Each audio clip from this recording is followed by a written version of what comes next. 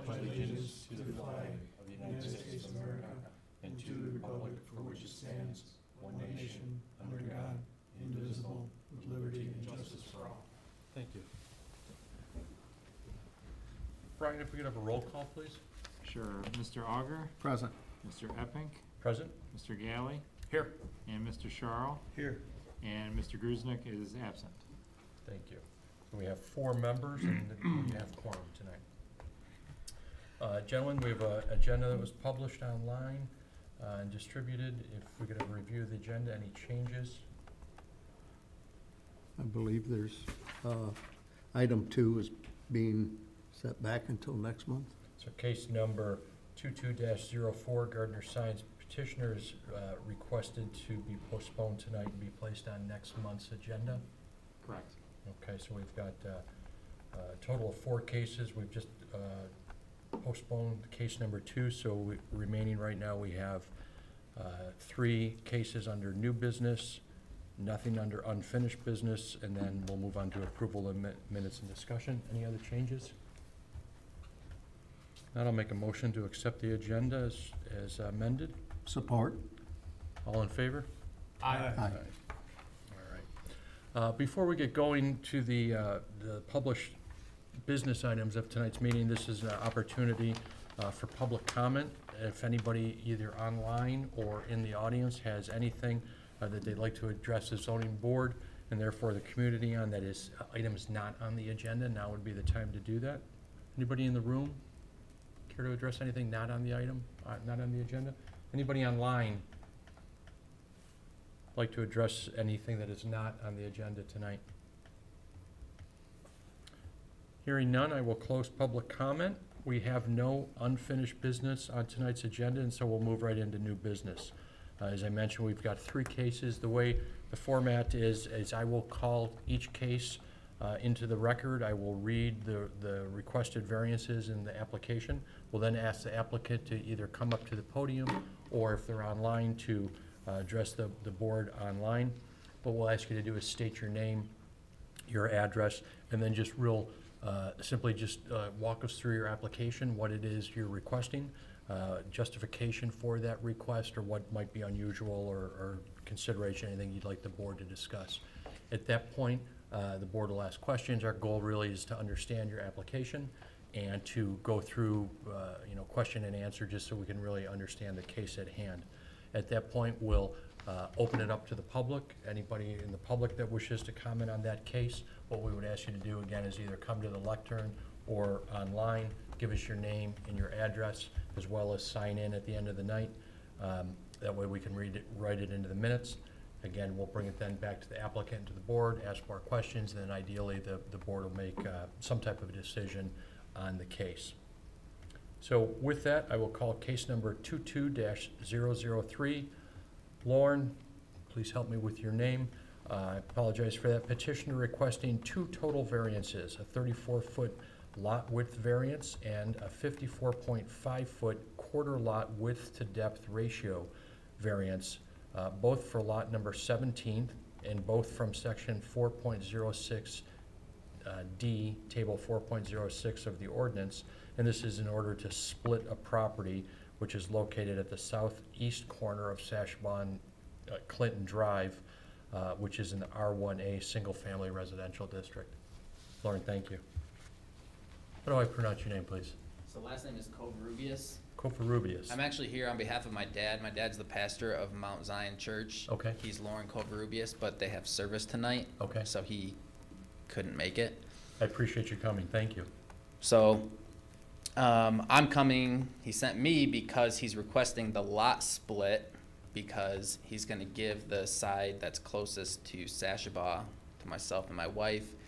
And basically the reason that we're requesting the split is that they're getting older, and he and my mom would like to downsize their house and build on like the one that's not on that lot up there that's not by the road.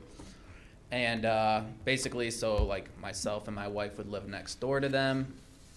So as they get older, we would just be close by to, in case they need anything.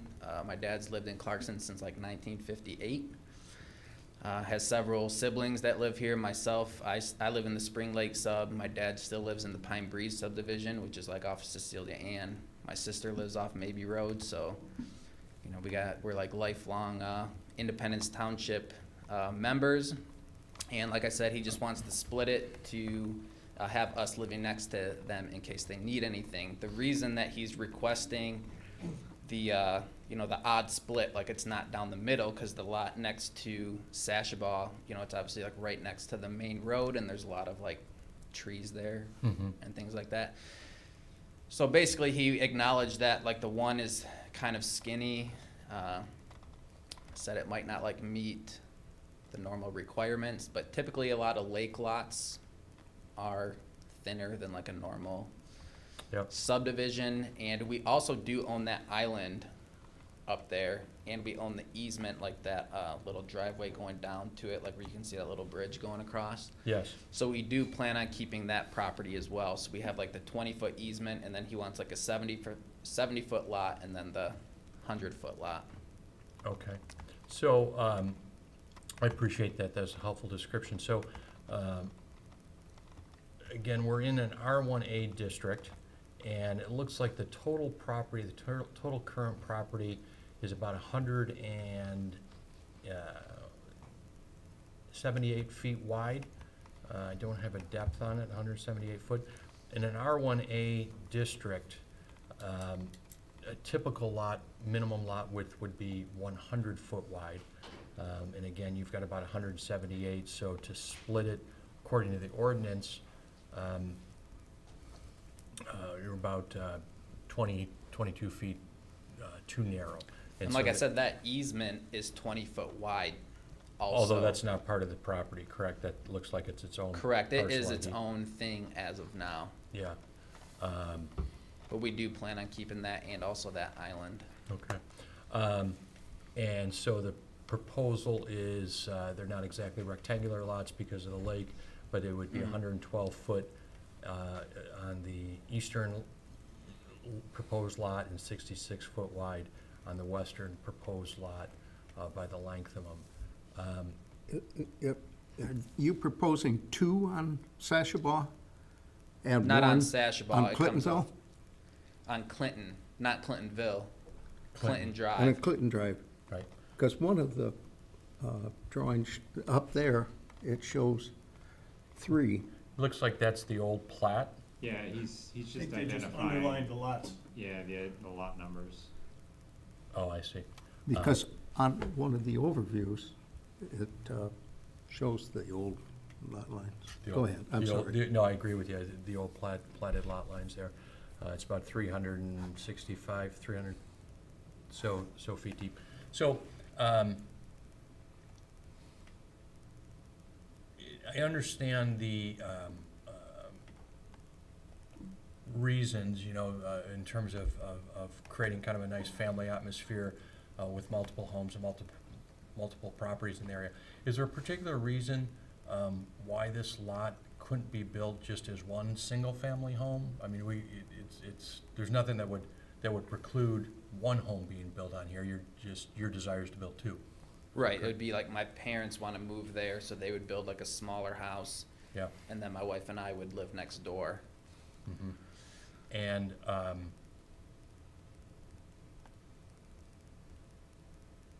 okay.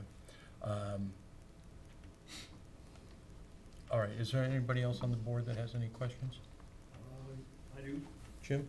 I understand the reason for one being bigger than the other because of the additional 40-foot setback on Sashabaw Road. Right. Also, if you split the property directly in half, there would only be one that had lake. I'm talking about or perpendicular to the side lot lines. You don't have one lake lot. And- Right. And in addition to that, you'd have frontage on Sashabaw, which is not that desirable.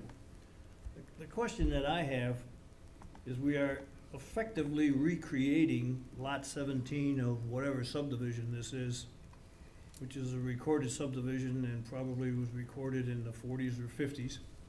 And therefore, it always was an existing lot. My question why, since this was an existing lot and it's going to be returned to its original nature, why the width to depth ratio comes into effect for a piece of property that was created 75 years ago. Well, it's, the width to depth is, because you're creating essentially a new lot, even though it was created all those times ago, it is an existing nonconformity issue. So, but you are assigning a new parcel number, so in essence, you're creating a new lot or parcel, and that's why that's noticed or advertised to comply with that, or at least get a variance from it. I mean, he has no control over width to depth, so although if you redesign this, you might be able to meet width to depth. If each one of these had its own sidwell number, and they wanted to combine the lots 18 and 19 Mm-hmm. and build on 17, you wouldn't need a width to depth, would you? Since you're not creating something, it already exists. Well, the lots exist, but the parcel is new. In the definition of a parcel, it's a new parcel, it gets a new parcel ID. So even though it was originally platted this way, to have 3 separate lots, 17, 18, 19, you still have to meet the ordinance in order to combine a parcel. But what I'm saying is that if they were 3 separate sidwell numbers right now, he wouldn't even be here, right? Yeah, oh yeah, he could build 3 separate houses, Yeah. provided he meets setbacks. We had a situation on Sashaba several years ago where the neighbor wanted to split his lot and ended up acquiring a parcel of a piece of his neighbor's property. And the neighbor had to come in, even though he was just essentially giving up 8 or 10 feet. Yeah. But for that same reason, essentially they was creating a new parcel, so to speak, and so we had to look at the ratio ordinance at that Do point. we know as what well. the area of lot 17 is? I don't think so. I didn't calculate that, and he has, at Shouldn't this he? stage of a split, he doesn't provide a legal description. Well, it's lot 17 of such and such subdivision. That's the only description it needs. So, go ahead, Brian. I don't really have any questions. I just have 2 hurdles to overcome, and I just kind of questioning in my own mind how to overcome those hurdles. One is, we're taking a parcel that could most likely be built with no variances required, and we're creating 2 parcels that will 110%, in my mind, need a variance unless they're putting a 900 square foot house on each one of them. The other hurdle is the hardship, and I haven't heard one hardship identified. I understand you wanna live on a lake, your parents wanna live on a lake, that's great. I wanna live on a lake too, but I have not heard a hardship identified, whatever that may be. So I don't know how you overcome those 2 in my mind. Yeah, I tend to agree. So, just so you're familiar with those terms, so part of the role of the Zoning Board of Appeals is to look at the ordinance and to apply the ordinance fairly across the community. And what is one of those benchmarks is there a particular hardship or a unique nature of a particular piece of property that would justify or to make an amendment or a variance from the ordinance. And so Mr. Galley brings up typical hardships are something unusual, something that you guys didn't create or the owner didn't create, but really comes with the land. For example, a wetland in the front would make me have to push the home back further than typical, or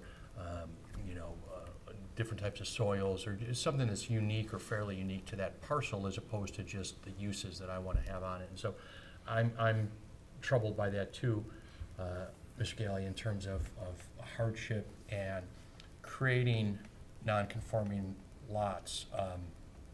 You're absolutely right. In that particular neighborhood and a lot of the neighborhoods around lakes in our community, we have lots that are not conforming to our current day standards in the ordinance. And we've accommodated for those with variances over the years as people have some of these smaller lake lots and need to build a house or whatever the case. What we would be doing here, which is a little different, is actually creating non-conforming lots, which is more difficult for me as well. And Alan? if, Go ahead, Jim. going back to the other split perpendicular to Sashabaw Road, 2 building sites could be created on this without any variance being required. I was thinking the same thing. If the lots were to front Sashabaw, then they could be 100-foot wide. They could meet the 15,000 square foot Yep. limit. And you would just have to address them to Sashabaw. Yeah, if the intent is to have 2 building sites, it can be done without an easement. I agree. And they own the easement down to the island, so the parcel up on Clinton and Sashabaw, they could write it so that that lot would have rights to that easement A for rear Lake. driveway? Rear to get driveway. down. I agree. So, did you follow that?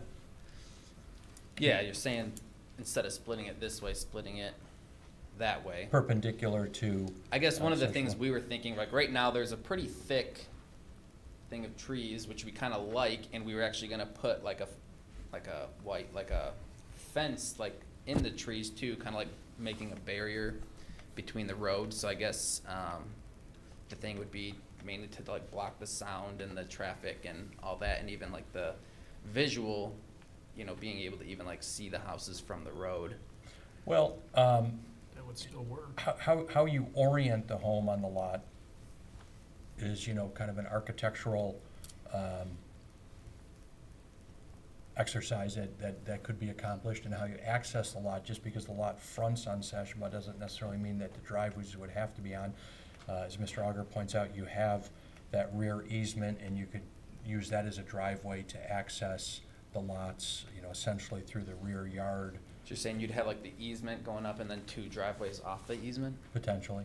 We have a similar situation down on Walden by the Methodist Church. There's 3 or 4 houses on the south side of Walden, and their driveway is at the rear, not on Walden. Well, what you're saying is that would preclude putting driveways off of Sashabaw. Right. That's Well, right. the one on the corner could easily be accessed off Clinton Yeah. Drive, and there's, so we're really only talking one house, or an additional one house that's accessed off that. I think we're, I private think easement. we're just showing that there isn't a hardship.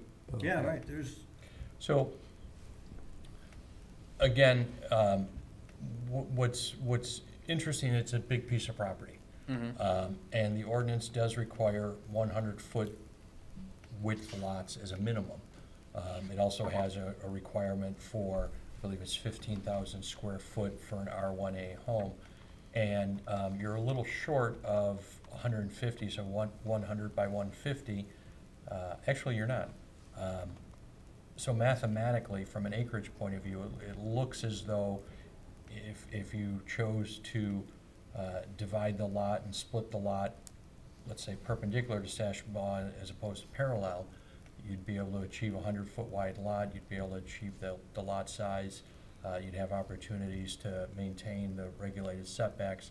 And because of that existing easement that you own, or even just by, you know, a shared easement through the back of the northernmost lot, there's opportunities to access both without having to have a curb cut onto Sashabaw. So it looks as though there may be opportunities to do this without getting a variance. Okay. Speaking for myself, my goal typically is not to create additional non-conforming lots, and certainly to try and weigh and measure hardships. And I personally haven't heard and don't see a particular hardship that this is the only way that this lot could be developed. It could be built just as one home. It appears as though it could be built as 2 homes that are perpendicular to Sashabaw. So it looks like there may be some options to either build it as a single-family home or even two single-family homes and still stay within the ordinance. You're saying there's no way that both lots could be on the lake? I mean, there's probably all sorts of different configurations that could happen, but the way it's proposed right now, I personally am struggling to find a reason to grant a variance, given the fact that there doesn't appear to be a hardship and there does appear to be alternatives. Okay. Anybody else on the board before I open it up to the public? I don't know what the square footage would be or how it would work out. But if you kept a 10-foot, I don't know, that wouldn't work either, because the lot in the back wouldn't have frontage on the easement. If you kept a 10-foot strip adjacent to the, whatever that 15-foot driveway is. Mm-hmm. I was thinking if you put For an access point. put an access flag or something. Yeah. I think his best alternative is to go with an engineer that's familiar with the township regulations and relook at it We've got some more and go from there. And consider other options. Yeah. Let me, Okay. let me just, is there anybody in the audience tonight who'd like to speak on this case? No? Anybody, Brian, do we have anybody online that may want to address this case? No, they're just petitioners. Just petitioners. All right, bringing it back to the board and the applicant. Do you have any additional questions or additional thoughts for us at this point? No, I think I understand what you guys are saying. Okay. Anybody else, any additional comments, gentlemen from the board? No, I think we pretty well covered it. If that's the case, we could entertain a motion. I'll try a motion in case number 22-003. I motion that we deny the applied for variance request based on lack of a clear hardship, and also we would be taking a conforming parcel and making 2 non-conforming parcels out of it. I'll support. We have a motion, we have support. Brian, if we could have roll call, please. Mr. Auger, Yes. Mr. Epping, Yes. Mr. Galley, Yes. and Mr. Charles. Yes. So, we appreciate it. There's a number of different alternatives. I think the township building department can always provide a little more direction. Mr. Auger had a good point that there's a lot of local engineering companies that Okay. are familiar with it and might be able to help you with some different options. Now, were you saying if we did the perpendicular split that the engineering company wouldn't be necessary? Like, that would probably be pretty easy to do, or?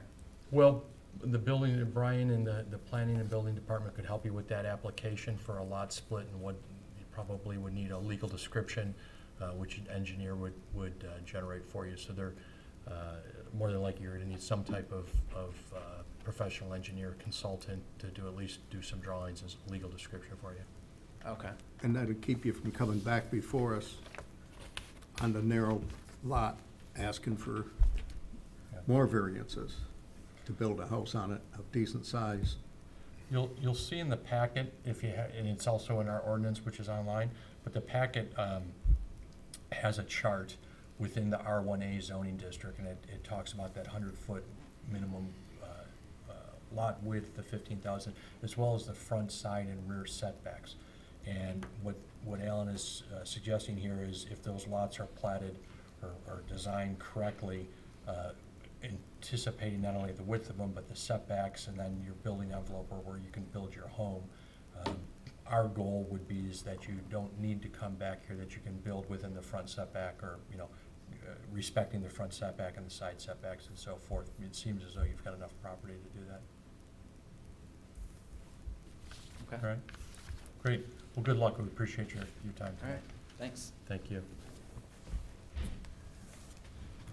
Moving on, the second case again was postponed until next month. We'll move on to the third case. Third case is case number 22-0055, Austin Armstrong petitioner requesting a 42 front yard setback variance from section 9.04E3 in order to construct a surgical center on the east side of Sashawa Road, north of I-75. This is within the OS2 Office Service District, and it is also falls within the Sashawa Road Town Center Overlay District. Mr. Armstrong? I think he's online. Mr. Armstrong's online?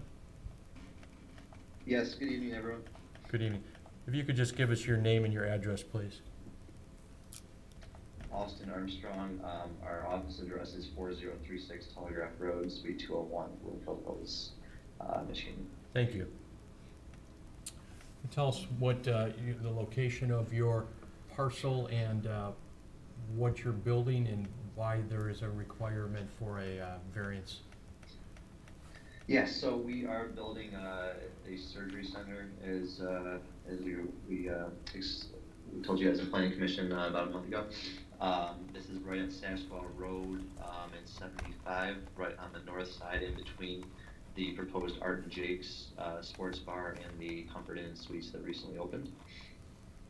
This is we have about 1.25 acre parcel here, and the variance is necessary because we are, the variance, or the ordinance says we have to be within 50 feet of Sashbaugh Road.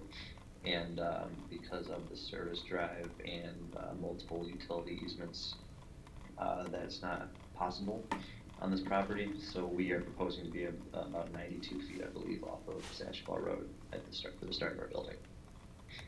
Okay, great. So it's a unique situation because you fall within the Sashbaugh Road Town Center Overlay District, unlike a lot of areas within the township that actually have a minimum setback. Here we've got a build to line where the intent of the overlay district is to build within between 25 and no greater than 50 foot from the right-of-way line to accomplish bringing buildings to the street on Sashbaugh and within that area. In this particular case, I think this probably was a PUD that predated its inclusion into the overlay district, and that it's essentially a pad site that's built there next to the Ruby Tuesdays. Is essentially 92 foot from the right-of-way. And so to a certain extent, it's an existing condition, even though there's not a building there, but it's predetermined based on the original site plan and the circulation road of why the building is being placed where it is, correct? That is correct. Okay. Yeah, this development was approved in '06, and it's just a condominium, a commercial condominium, Okay. essentially. Some are splits, some are condos. It's kind of a confusing development, but the overlay district was expanded in 2014. So these lots, obviously, as you said, are existing pads that are finally going to be developed. Okay, great. Brian, I'll ask you first, since you're on the Planning Commission as well. As did any other information come to light at the Planning Commission, or did the Planning Commission have any ruling on this? Well, both cases 3 and 4 actually came to the Planning Commission at the same time, our last meeting, and they actually, in my personal opinion, and I think the opinion of most of the Planning Commission, gave an excellent presentation on how the parking would be coordinated between the two businesses. The features for the overlay center would be between both of them. They're both going to create a little outdoor space. The Ruby Tuesdays in particular is going to be remodeled to have outdoor dining, open garage door type atmosphere. The surgical center, their hours of operation and the restaurant's hours of operation, work out for a good shared parking agreement between the two of them. So, parking shouldn't be an issue. I believe the only questions on the surgical center were, we gave preliminary site plan? I forget. Conceptual. Yeah, conceptual. For the final, they had to make sure the outside of the building fit with the inside of the building because they had some different elevation drawings based on the use and needs on the inside. And really that's a minor detail for them and their architects to figure out. But, I think both cases passed preliminary site plan review unanimously at the Planning Commission last meeting, so. Great. Ellen, do you have any questions or comments on this? Did the Planning Commission consider a light at Sashbaugh?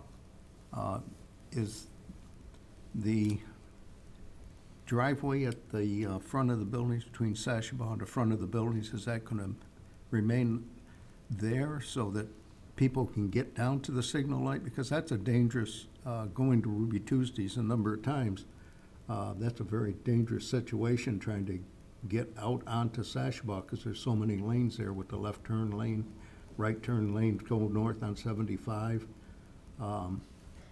I believe that was when they expanded the Sashaba widening a year or two ago. I believe that it's been remedied to a certain extent in the fact that you're not supposed to make a left turn out of there. They've got the light now at Fleming's Lake. You're supposed to use those internal roads if you're gonna make a left and go down to the light.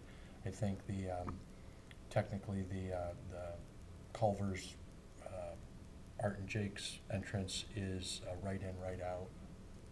Is the main road gonna stay? Yes. It's gonna stay Yeah, in front of the buildings? Yeah, when Sashua was widened a couple of years ago, they created the pork chop to make it right in, right out at that entryway where you go Okay. into what will be Art and Jake's. And the entry or, bypass road will remain all the way down to the light at Fleming's Lake. Is So- there, have they done anything to improve the commitment by the restaurants and locations on that drive to take care of that road in better condition than what it was? Yeah, we've had many enforcement cases and we have, we have communication with unfortunately, they all are part owners. And these guys, I think, aren't a party to that. It's Culver's, Taco Bell, and Arby's, and the Secretary of State building. So there's that's a whole separate entity where, there still is a requirement to maintain common area, because that's a condo. And we've had to many times, actually, I think Arby's has rebuilt their driveway 3 times now. So where there's a large pothole.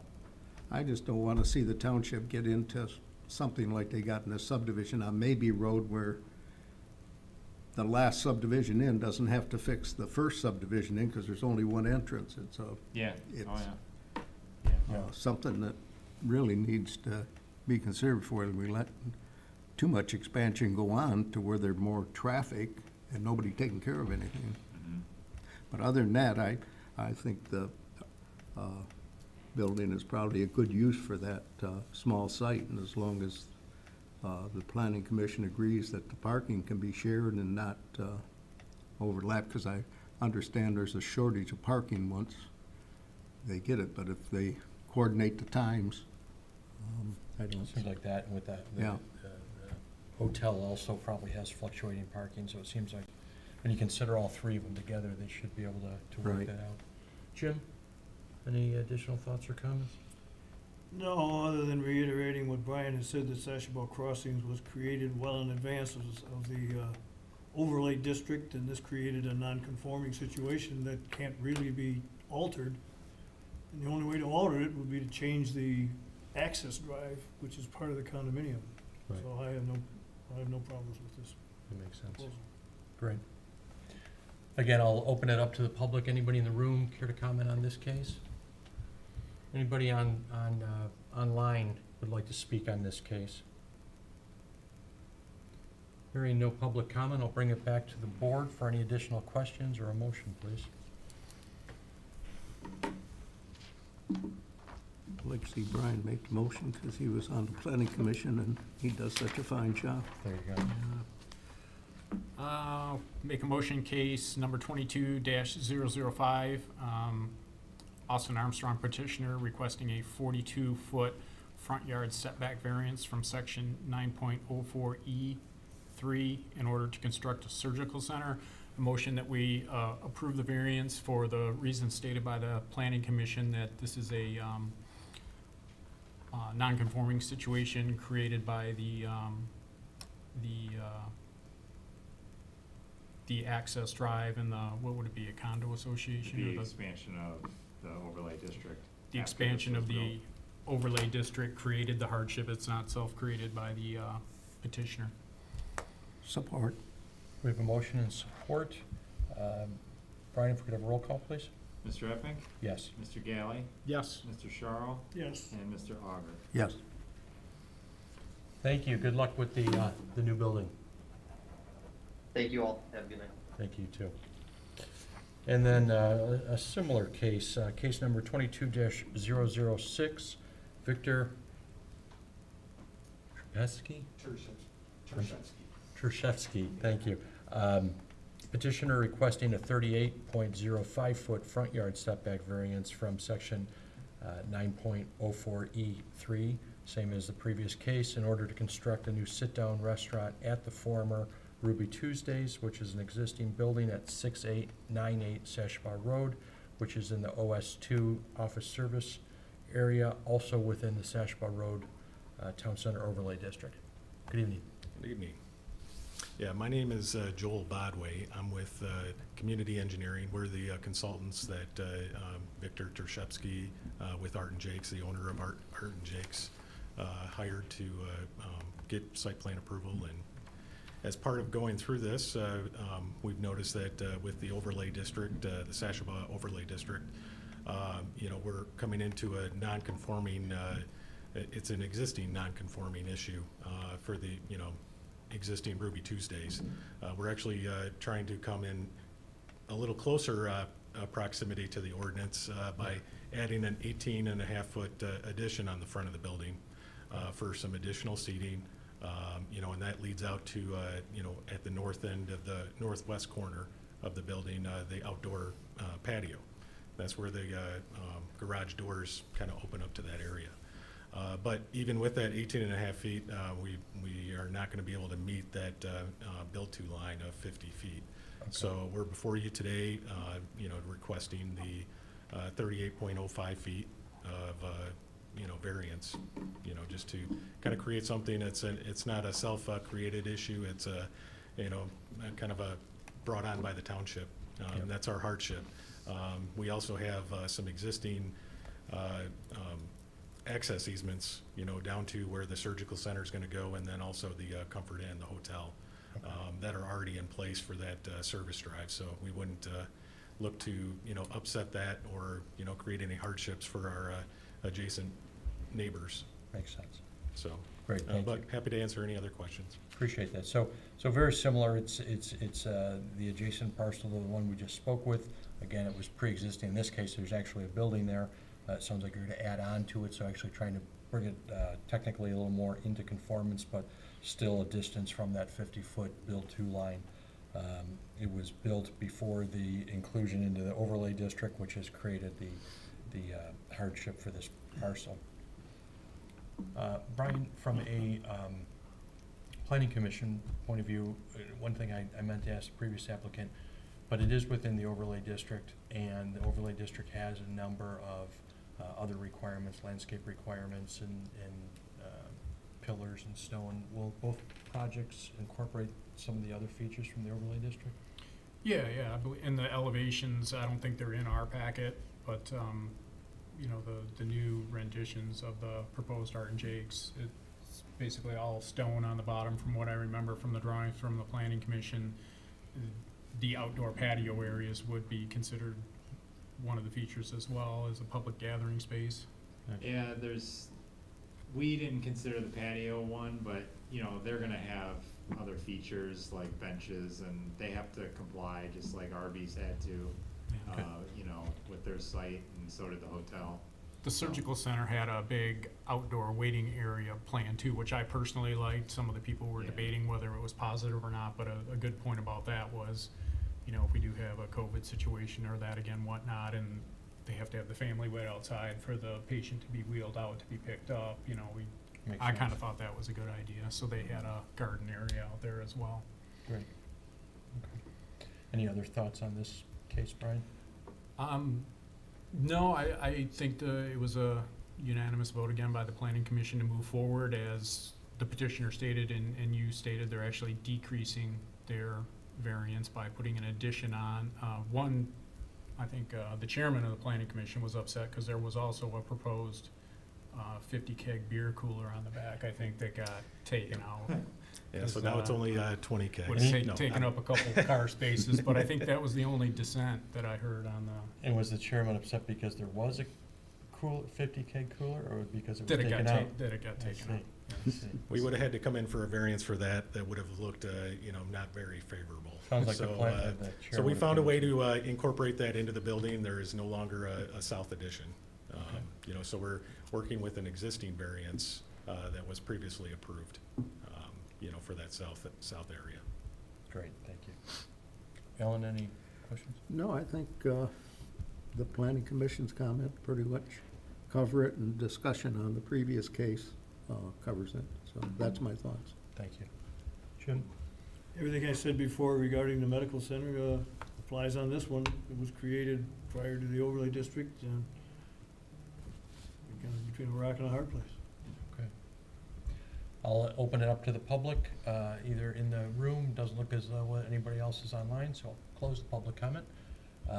Bring it back to the board. I guess I'll, I was just gonna move it to someone other than Brian. hat trick, get three.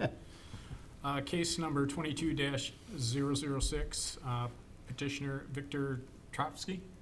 Tershevsky. I wasn't paying attention before, sorry.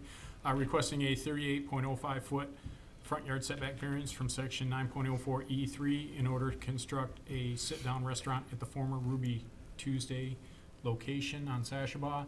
I move that we approve this variance for the reasons stated, that the variance was not created by the petitioner. It was created by the access road being there before the overlay was created. And they are actually decreasing the variance with their addition on the current building that exists. Support. Your motion and support, roll call, please. Mr. Galley, Yes. Mr. Charles, Yes. Mr. Auger, Yes, and Mr. Epping. Yes. thank you. Great, thank you Great, so much. appreciate it. Yep. Looks like they're already starting some work inside, so hopefully you'll be open for the summer. Yeah, well, as soon as we can get our approvals, I think they're ready to go with their building permits. So, I think we just got to get our final site plan approval. But that's the goal, is open up as fast as we can. Terrific. Great, Great. thank you. Thank you. I'll make a motion to support the regular meeting minutes of February 2nd, 2022 as presented. Support. We have motion and support for approval of the minutes. All in favor? Aye. Aye. Opposed? And on our agenda thing, it's 2021. Oh, That's a good point.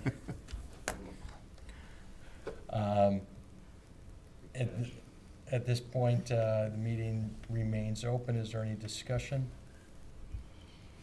I see our building department director is here. Has he got any comment? It's going.